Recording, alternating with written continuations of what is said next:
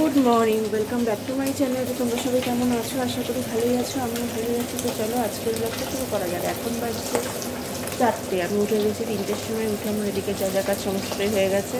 এখন দেখো এখানে কড়াইতে তেল দিয়ে ভাজা ভাজা হচ্ছে। এই যে এটা রান্না হবে লাউ শাক দিয়ে, আর এই যে রসুন লঙ্কা এটা দিয়ে শাকের ঝোল হবে।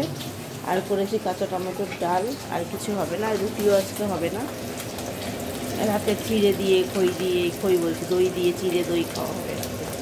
তো চলো দেখতে থাকো, ঝপাঝপ বড় মাছগুলো ভেজে নিই, তারপরে মাছের ঝোলটা বসিয়ে দেবো। তো চলো দেখতে থাকো। দেখো এই যে মাছ ভাজা হয়ে গেছে। তো রসুনটাকে দেখো আমি একটু থেতো করে নিয়েছি। তো আগে রসুনটা ফোড়ন দেবো।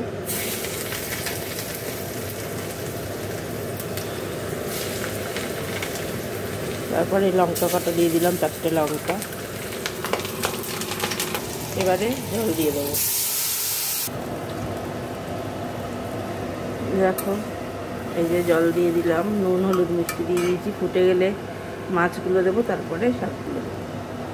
তো চলো, তো হয়ে গেলে দেখাচ্ছি। জ্বালা দেখো আমার এই যে হয়ে গেল। আচ্ছা, তো আমি এখন এদিকটা পরিষ্কার করে নেবো। দেখো এদিকটা পরিষ্কার হয়ে গেল। আর এই যে ডালটা, এই যে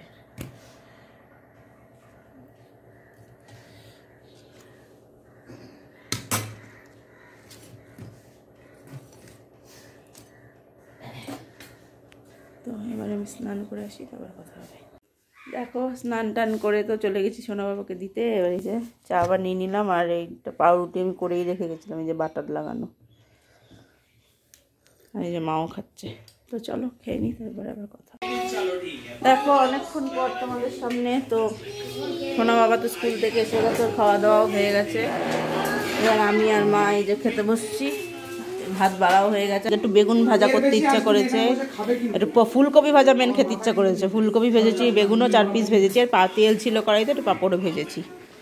আর এই যে ভাত নিয়ে নিই, মাকেও ভাত দিয়ে দিই। তো চলো, তো ডাল দিয়ে আজকে একটু ভাজা দিয়ে খাবো, ইচ্ছা হয়েছে আমার। তো চলো।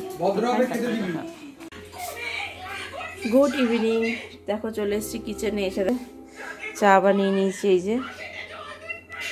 তো চলো, তো চাটা খাই, মাকেও দিয়ে দিয়েছি। সোনা বাবার দুধ তো ওখানে রেখেছি। তো চলো, তো পরে আবার কথা হবে। দেখো ইভিনিংয়ে তো চা খেলাম, বাসন টাসন মেজে সোনা বাবাকে পড়াতে চলে গেছিলাম। ওর পড়ানো হয়ে গেছে, কালকে এক্সাম রয়েছে, কালকে ইভিএস এক্সাম রয়েছে। তো ওকে সেটা পড়ালাম, পড়িয়ে আবার চলে এসেছি কিচেনে। এসে দেখো এখানে জল দিয়ে দিয়েছি, তেল নুন দিয়ে দিয়েছি। জলটা ফুটলে এই যে এখানে আছে পাস্তা, এই দেখো। তো এই পাস্তাটা সিদ্ধ করব। তো চলো পাস্তাটা সেদ্ধ। দেখো পাস্তা তো সেদ্ধ হয়ে গেছে। আমি এখানে দেখো পেঁয়াজ রসুন লঙ্কা কেটেছি, একটা ডিম নিয়েছি। আর এখানে দেখো তেলের মধ্যে একটু বাটার দিয়ে দিয়েছি।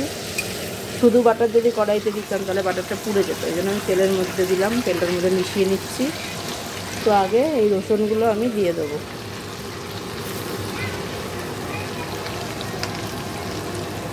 পাস্তায় যদি রসুন দেওয়া হয় খেতে ভালো লাগে।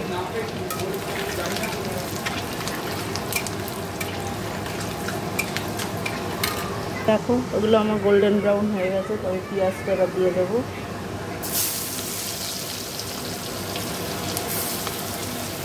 লঙ্কাটাও দিয়ে দেবো।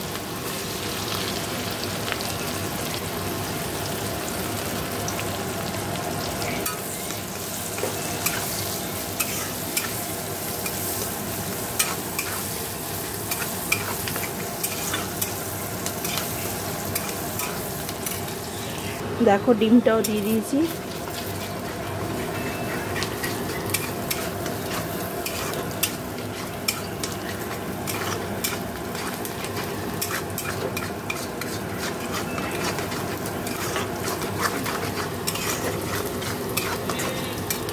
দেখো পাস্তাটা দিয়ে দিয়েছি।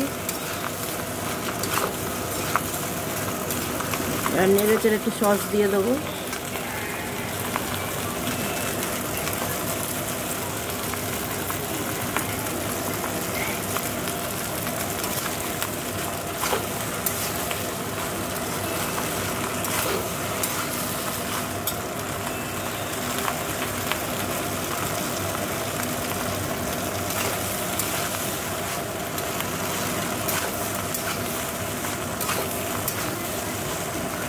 দেখো সস দিয়ে দিয়েছি, একটু গোলমরিচ গুঁড়োও দিয়েছি। নামানোর আগে একটু বাটার আমি উপর থেকে দিয়ে নামিয়ে দেবো। হয়েই গেছে পাস্তা আমার। এই দেখো বাটারটা দিয়ে দিয়েছি, এটা আমি সারা ইয়ের মধ্যে মিশিয়ে দেবো।